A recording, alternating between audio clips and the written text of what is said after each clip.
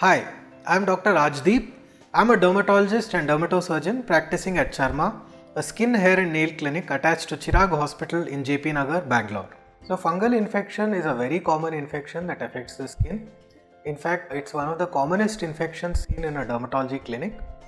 And the private areas or the groin area is a very common area where the fungal infection starts. Many times it can spread to the other areas, it can spread to the legs, the stomach, etc. from this groin area. So what makes the fungus come in this area more commonly? One is the kind of clothes we wear. So pants are tight, especially around the groin area, there is no circulation. So better to wear loose clothes. Those who get itching frequently in the groin area might have mild fungal infection. So symptoms are seen as ringworm. So this is called as ringworm. In Hindi they call daag, in Kannada they call dachkarna. So it's a round circular kind of patch which is seen on the skin, and it used to be called ringworm earlier because it was thought to be caused by a worm. But now we know it's a fungus which causes this infection.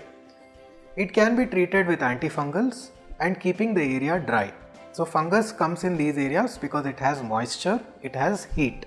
So moisture and heat are the two things that a fungus requires for growth, and most of the time these fungi are present as spores in all surfaces.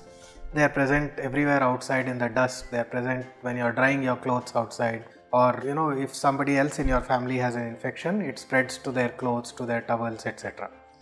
So this requires a course of antifungal treatment, and the dermatologist will be checking you on a monthly basis or a weekly basis to make sure that the infection is under control.